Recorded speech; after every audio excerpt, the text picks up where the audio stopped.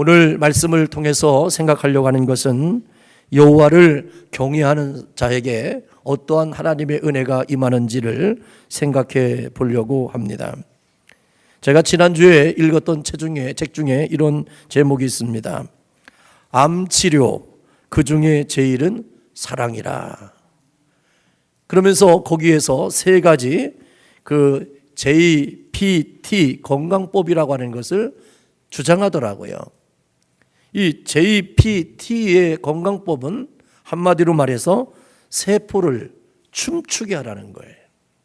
세포를 춤추게 하라. 우리가 건강을 잃어버리는 것은 세포가 자꾸만 죽어져 가는 거거든요. 그러니까 세포를 살리라는 거예요. 세포를 춤추게 하는 것은 세 가지의 단어가 있는데, 첫째로 joy, 기쁨이라는 겁니다. 두 번째로 pray, 기도라는 겁니다. 세 번째로 thank you, 감사라는 거예요. 즉 우리의 삶 속에 joy와 pray와 그 다음에 thank you, 즉 기쁨과 기도와 감사가 넘치는 사람은 세포가 춤을 춰서 어떠한 질병이 우리 가운데 임한다 할지라도 그 질병을 이기게 된다는 거예요.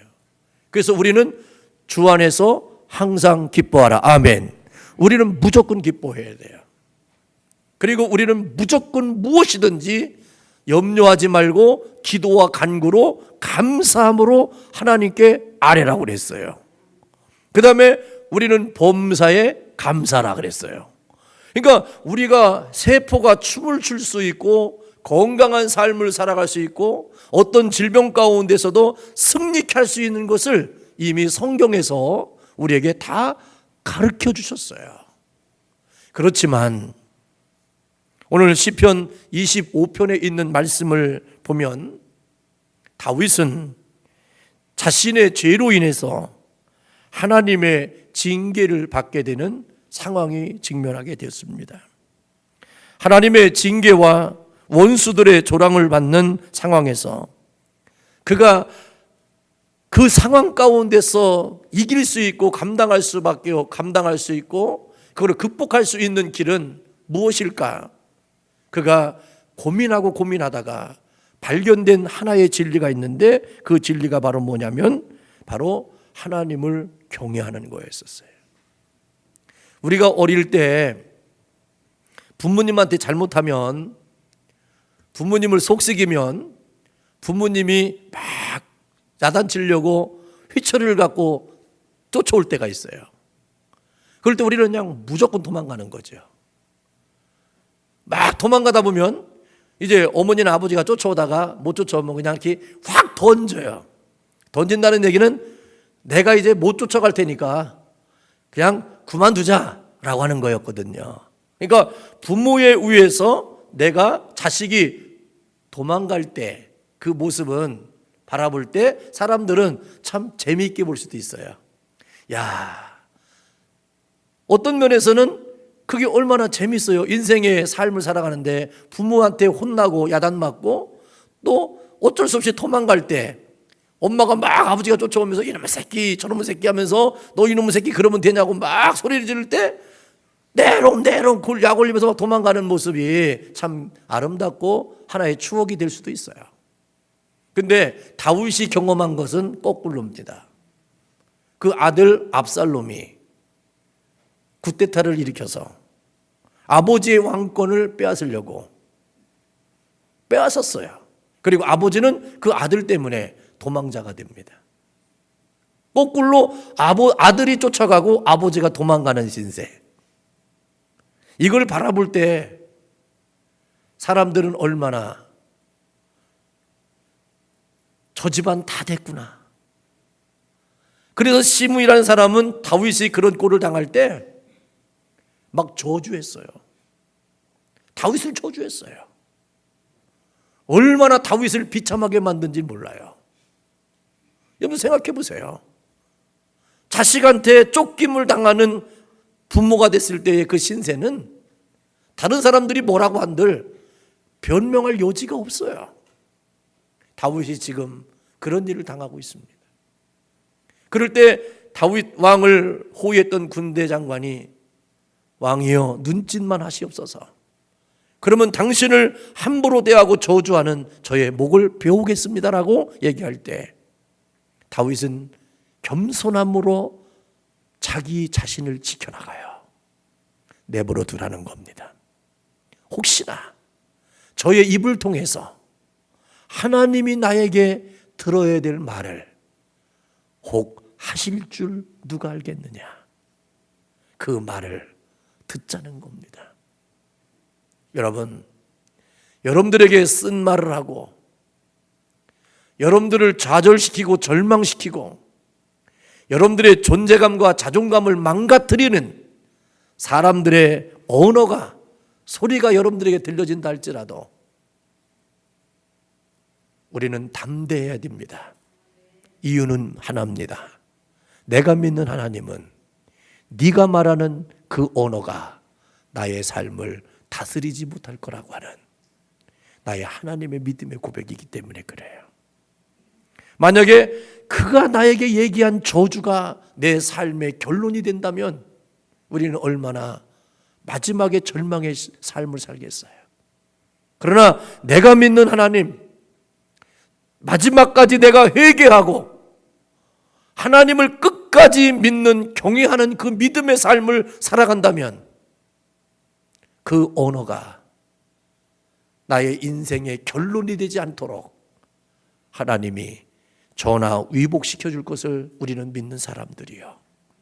이 믿음이 있기 때문에 우리는 낙심할 수 없는 겁니다. 하나님이 하실 것에 대한 믿음의 고백이 있기 때문에 우리는 절망하지 않는 겁니다. 압살롬이 아버지를 쫓아서 내몰아칠 때 다윗이 쫓기는 신세 가운데 그 삶을 살아가는 과정 속에 다윗은 오늘 시편 23편을 기록하는 거예요. 이 고백이 얼마나 마음 절절히 느껴지는 고백이겠습니까?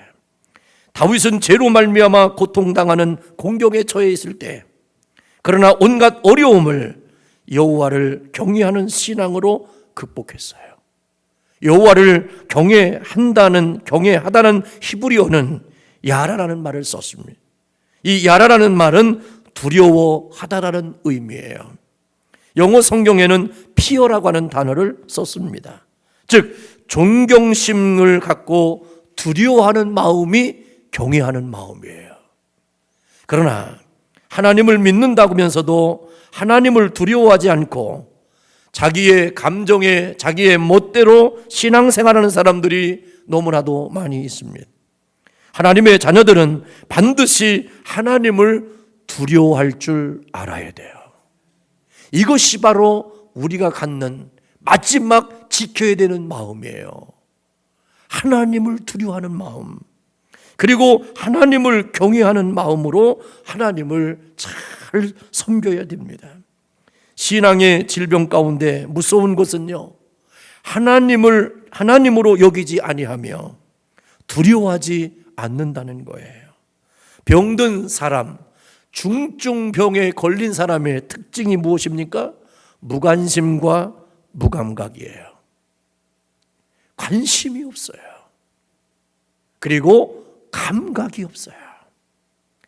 그러나 하나님을 경외하는 사람은요, 자동 온도 조절 장치가 작동되는 사람이에요. 우리가 오늘도 에어컨을 켜놓고 온도를 맞춰놨습니다. 몇 도 이상이 되면 에어컨이 돌아서 우리에게 신선하게 만들려고 제가 온도를 세팅해놨어요. 그러면 오늘 우리는 아무리 후덥지고 뭐해도 이 유지를 할 수 있어요. 추워져도 올려줄 수 있어요. 왜냐하면 히터의 마지막 낮은 온도를 또 세팅해놨기 때문에 적정 온도를 세팅했어요. 마찬가지로 우리 하나님을 경외하는 사람의 삶에는 온도 자정 장치가 작동하는 것처럼 우리의 삶을 그 안에서 거하게 되는 거예요. 그래서 주 안에서 살게 되는 거예요. 우리의 환경과 처지와 상황은 변할 수 있어요. 바뀔 수 있어요. 이런 일도 있고 저런 일도 있어요. 그런데 그것을 다 주 안으로 데려오면, 끌어다 놓으면 그것이 주님께서 다 요리하실 거예요.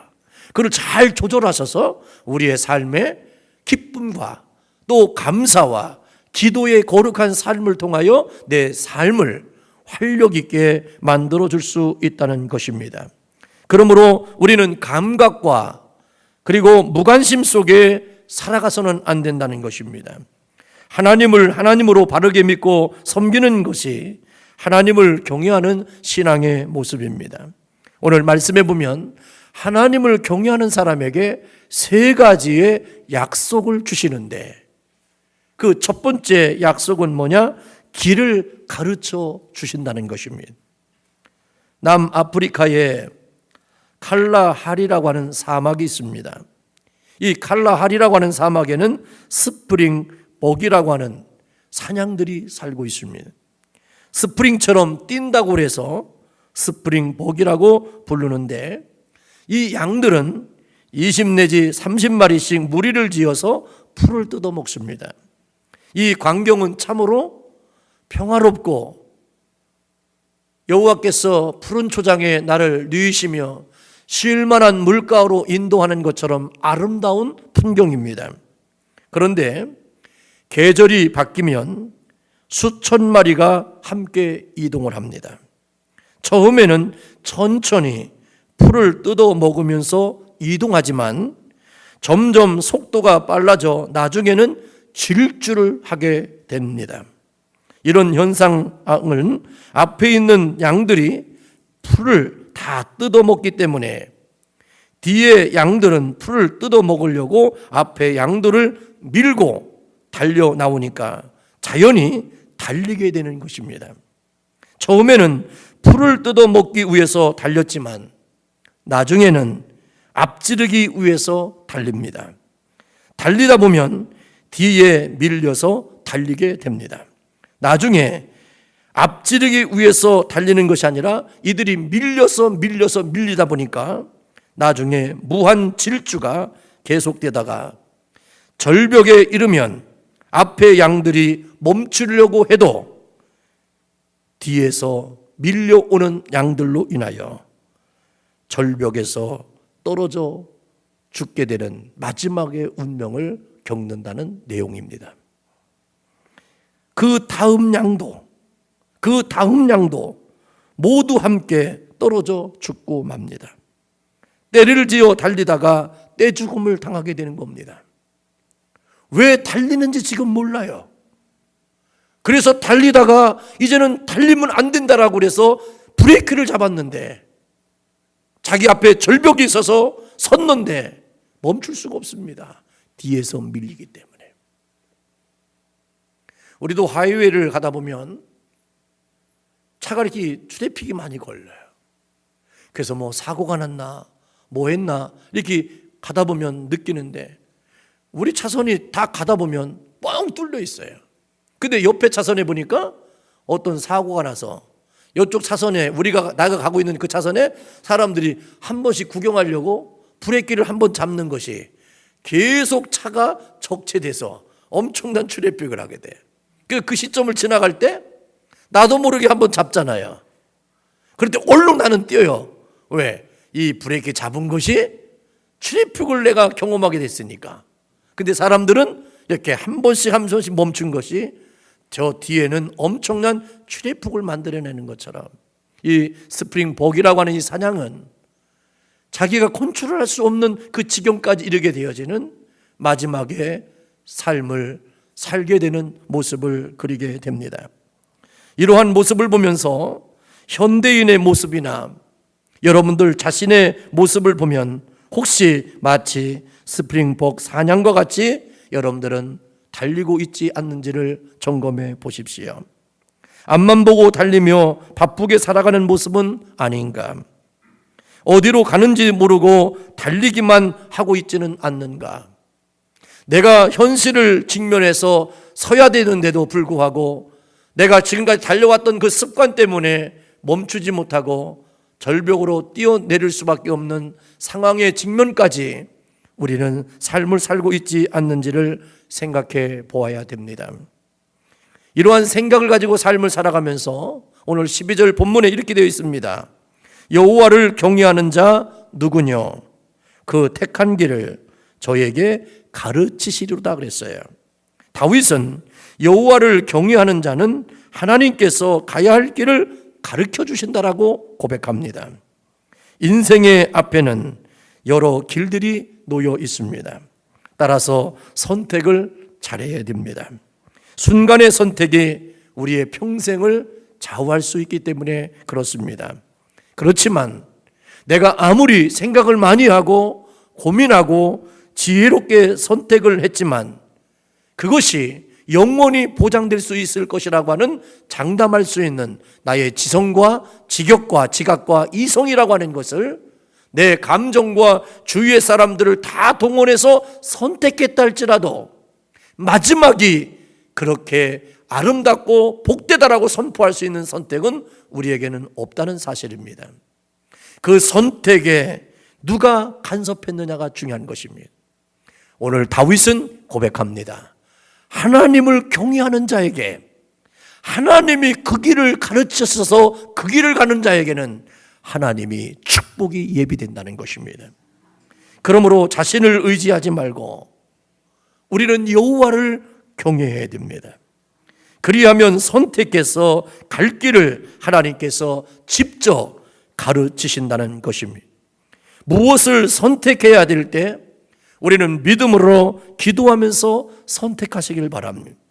하나님이 감동을 주시는 대로 선택을 해야만 합니다. 하나님을 중심으로 선택할 때 그 선택은 하나님이 최상으로 인도하시지만 마지막을 하나님이 영광을 드러낼 수 있도록 하나님이 인도해 주시고 역사하신다는 것입니다. 그러므로 하나님을 떠난 선택은 불행이요 멸망일 수밖에 없습니다. 그래서 이사야서 48장 17절에 보면 하나님께서 마땅히 행할 길로 인도해 주신다라고 말씀하십니다. 그러므로 마땅히 행할 길로 인도함을 받으려면 하나님을 더 경외해야 됩니다. 그래서 마땅히 행할 수 있는 그 길을 인도함 받은 사람이 또 다른 사람을 그 길로 인도할 수 있는 거예요. 여호와를 경외하는 사람을 만날 때 내 인생은 조금 부족하고 연약한 것이 많고 모자람이 있다 할지라도 그 믿음의 사람의 언어 속에 하나님의 거룩함이 내게 담겨질 때 그 들음을 통하여 나의 길이 또 다른 하나님의 역사를 경험하게 된다는 것입니다. 하나님을 사랑하는 마음이 우리는 더 가져야 됩니다. 우리가 가져야 될 최고의 마음은 뭐냐? 나는 하나님을 더 경외해야 돼. 나는 하나님을 더 경외해야 돼. 이 하나님을 경외해야 되겠다는 이 일념이 여러분들 안에 더 차고 넘치면 하나님은 하나님을 경외하는 자에게 우리가 마땅히 가야 될 그 길을 가르쳐 주신다는 것입니다.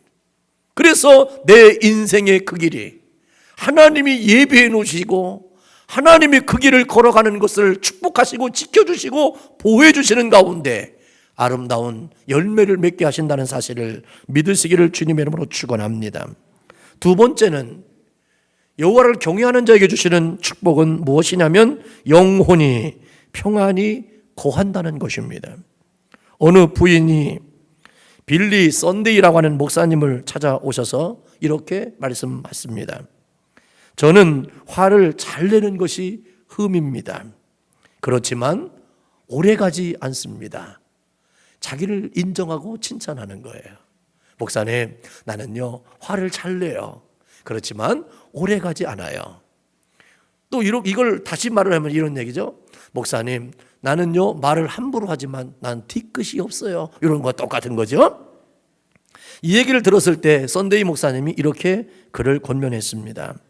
자매님, 화는 오래가지 않았지만 당신이 성냄으로 인해 누군가의 마음에 남겨진 상처는 오랫동안 지속된다는 사실을 기억해야만 됩니다. 성숙은 무엇입니까? 상대를 배려하는 겁니다. 다음까지 생각해 주는 마음입니다. 내가 성낼 수 있어요. 나는 뒤끝이 없을 수도 있어요. 그런데 나는 없는데 상대는 성냄을 듣고 함부로 하는 말을 듣고 남겨진 상처는 오래갑니다. 내가 아무리 이해하려고 해도, 참으려고 해도, 그렇게 가해했던 그 사람이 나에게 용서를 구할 때까지 그 마음을 치유받지 못하는 사람도 있습니다. 그렇지 않을 때는 어떻습니까? 내가 무시하면 되는 거예요. 내가 그 소리에 대해서 잊어버리면 되는 거예요. 그렇지만 잊어버려지지 않는 데가 있잖아요. 무시할 수 없는 것이 있잖아요. 가장 가까운 사람, 늘 같이 지내는 사람, 또 만나야 되는 사람은 잊어버릴 수가 없는 거예요. 내가 감정을 표현하지 않는 것이지 내 마음속에 남아있어요. 그래서 우리는 나를 상대에게 주장하는 것이 중요한 것이 아니라 내가 이렇게 했을 때 상대가 어떻게 갖게 됐는가에 대한 마음의 배려함이 있지 않고 내가 어떤 말을 하려고 하는 것은 절제해야 됩니다. 내가 행동할 때도 마찬가지입니다. 내가 아무리 좋은 마음으로 누구에게 선물을 줄 때도 마찬가지예요. 내 기분에 선물 주는 것이 아니라 받는 사람의 마음의 입장에서 선물도 주고 우리가 언어도 행하는 것이 상당히 지혜로운 것입니다. 그러므로 신앙과 평안은 정비례합니다. 반면에 신앙과 두려움은 반비례합니다. 하나님을 경외함으로 두려움과 평안을 우리는 떨쳐버려야 됩니다. 불신앙과 우상과 인간적인 혈기와 제약까지 우리는 제어해야 됩니다.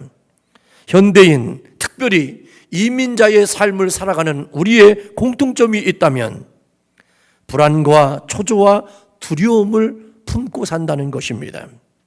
그런데 세상적인 것으로는 치유될 수 없습니다. 우리의 불안과 초조를 경찰의 치안으로 우리의 생명을 지킬 수 있는 것이 없습니다. 우리가 우리를 지킬 수 있는 것은 바로 무엇입니까?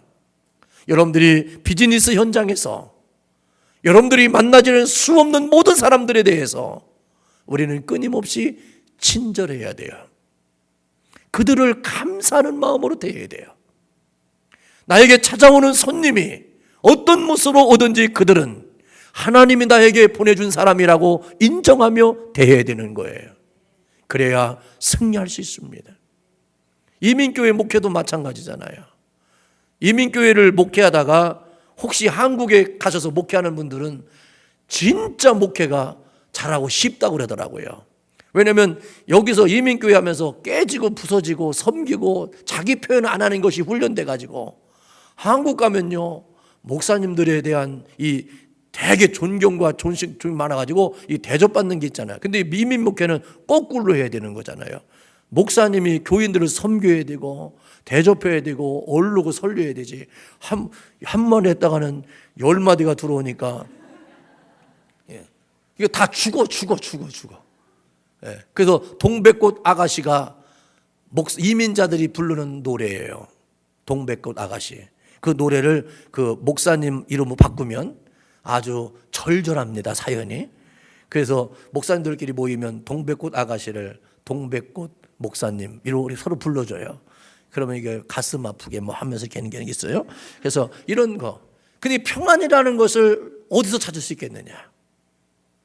찾을 수가 없어요.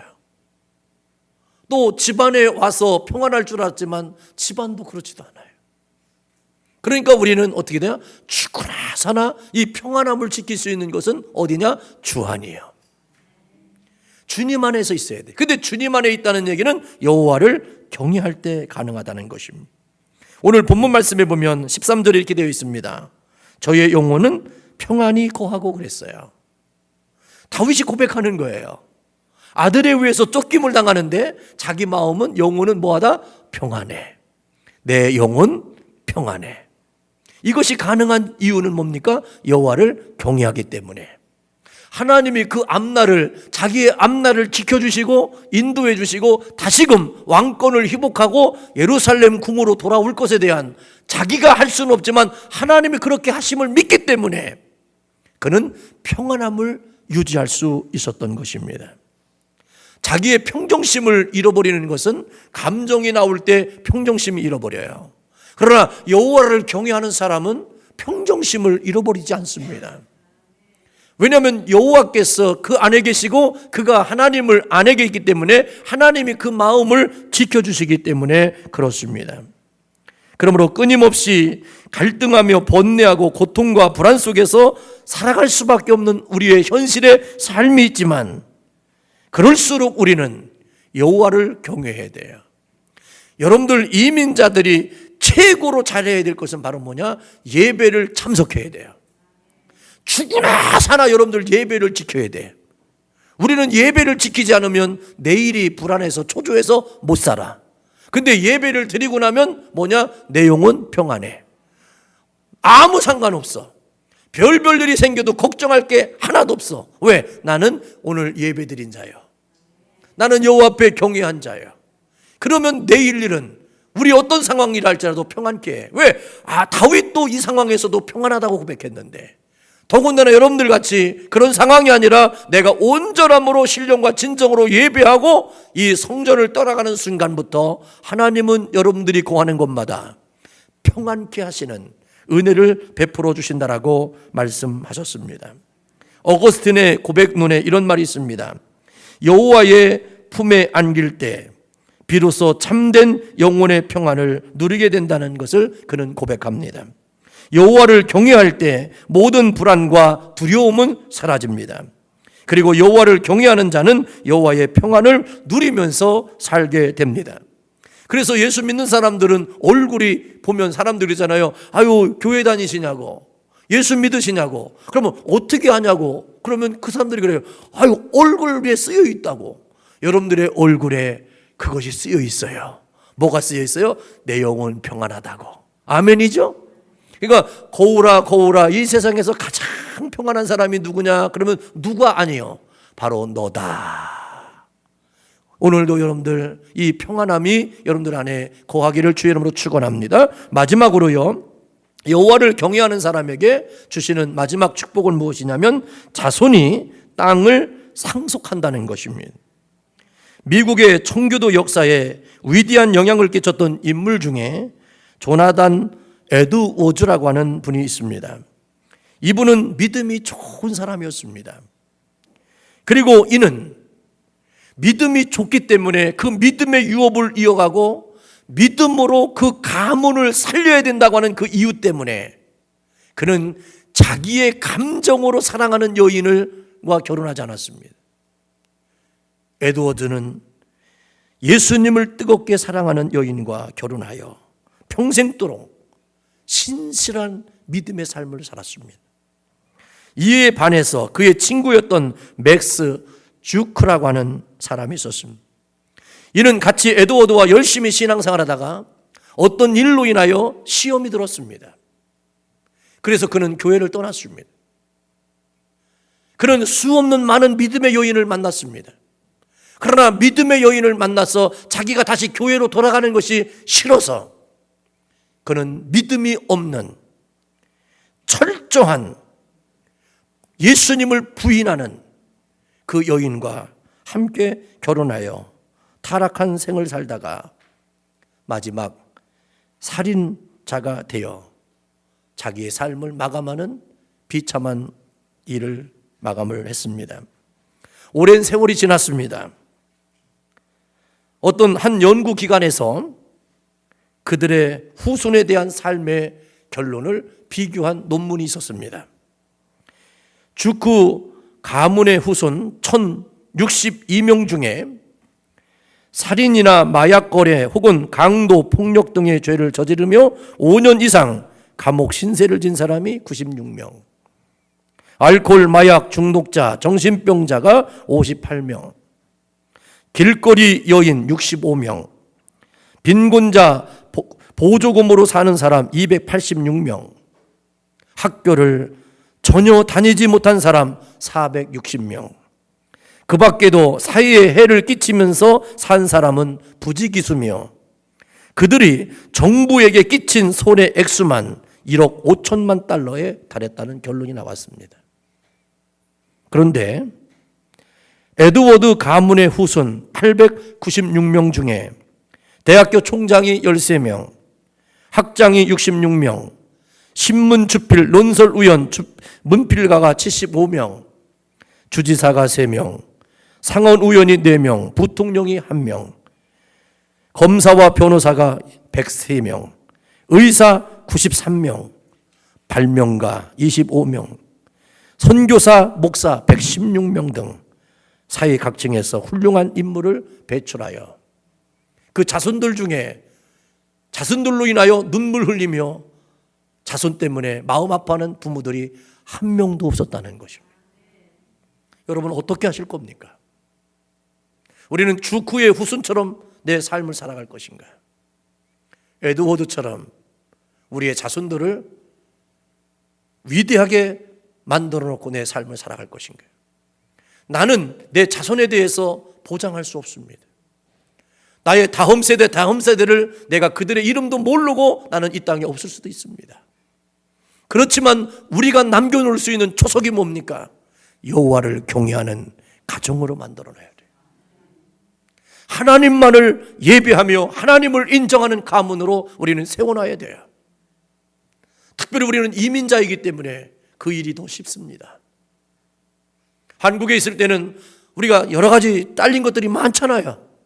그러나 여러분들 이민에 내가 일대면 나는 이 땅에 내가 시조가 되는 거예요. 족보의 시작이에요. 나는 그렇게 생각해요. 나는 내 족보의 시작이에요. 그래서 나는 절대로 나는 한국을 안 간다고 그래요. 나는 안 갑니다. 내가 한국에 갈 수 있는 초이스가 죄송하지만 여러 번 있었어요. 그러나 저는 안 간다고 그랬어요. 못 간다고 그랬어요. 근데 또 못 가게 하나님이 또 나를 막아주셨어요. 막아주실 때는 마음에 안타까움도 있고 서운함도 있었어요. 왜 그렇게 사냐라고 하는 친구 목사님들도 있고 선배님들도 있었어요. 그럴 때마다 지금에 이르러서 내가 현실에 이르러서 내가 얼마나 감사하고 행복한 목사인지를 지금도 깨닫습니다. 앞으로 더 깨달을 거예요. 나는 에드워드 같은 거룩한 믿음의 가문으로서 세워지기를 소망하고 기도하고 있습니다. 이 기도의 제목은 나의 기도의 제목이 아니라 여러분들의 기도의 제목과 동일해야 된다는 거예요. 우리는 같은 선상에서 얘기하는 거예요. 시작이니까. 우리는 많은 재산과 많은 명예와 많은 인척과 많은 인맥을 우리 자손들에게 남겨줄 수가 없어요.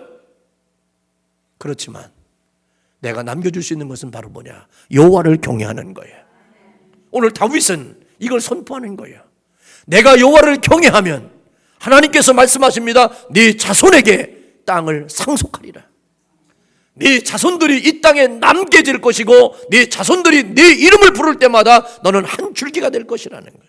지금도 이스라엘에는 최고의 영도자, 이스라엘 백성들이 최고로 존경하는 사람은 누구냐? 데이빗이에요. 다윗입니다. 하나님이 그렇게 만들어 놓으셨어요. 오늘 우리는 이것을 사명으로 생각해요. 여러분들 자녀들에게 만족함을 주지 못한 거에 대해서 미안하게 생각하지 마세요. 여러분들 다 올바로 후원하지 못하고 다 서포트하지 못한 것 때문에 마음 아파하지 마세요. 내가 가장 기뻐해야 될 이유는 뭐냐? 우리 자손에게 믿음의 유업을 남겨놓는 거예요. 나머지는 네가 원한다면 내 하나님이 다 채워줄 거예요. 아멘? 그래서 아브라함의 하나님, 이삭의 하나님, 야곱의 하나님이 된 것처럼 우리 자손들이 살아가면서 나의 아버지 하나님, 우리 어머니 하나님이 그때마다 이렇게 역사하신 하나님이 나의 지금을 해결할 줄로 믿습니다. 내가 이 땅에서 이것으로 끝나는 것이 아니라 결론이 아닙니다라고 외치며 고백하는 나의 자손의 기도 소리를 하나님이 외면하지 않도록 우리는 여호와를 경외하는 그 거룩함을 남겨놓는 자가 되어야 돼요. 그래서 오늘도 다윗이 고백한 것처럼 여호와를 경외하는 사람에게 세 가지의 축복을 주신다고 했잖아요. 그의 앞길을 하나님이 가르쳐 주신다는 거예요. 그리고 어떤 상황 가운데 있어도 너에게 평안함을 준다는 거예요. 그리고 너에게 네 자손들에게 이 땅을 상속으로 남겨주신다는 거예요. 그러니 여러분 얼마나 감격스럽습니까? 그러니까 오늘도 우리는, 오늘 죽어도 우리는 여한이 없어야 돼요. 왜요? 내가 할 수 있는 것 다 했어. 내 자손에게 믿음을 남겨줬으니까. 믿음을 남겨줬으니까. 그것으로 나는 다 끝난 거 아니에요? 뭘 여러분들이 자식들에게 다 만족할 수 있겠어요? 여러분 자식들에게 재산을 많이 남겨줘도요, 자식들이요 처음에는 좋아하고 나중에는요 싫어해요. 나의 능력을 너무 없게 만들었다고, 내가 어머니 남겨준 것 때문에 그것만 의지하고 살겠다고 자손들이요 힘들어요. 근데 남겨준 것이 하나도 없는데도 불구하고 하나님이 물 붓듯이 부어주시고 은혜 주시고 채워주시고 역사해 주셔서 이렇게 되어지면요, 그들은 하나님께 감사해요.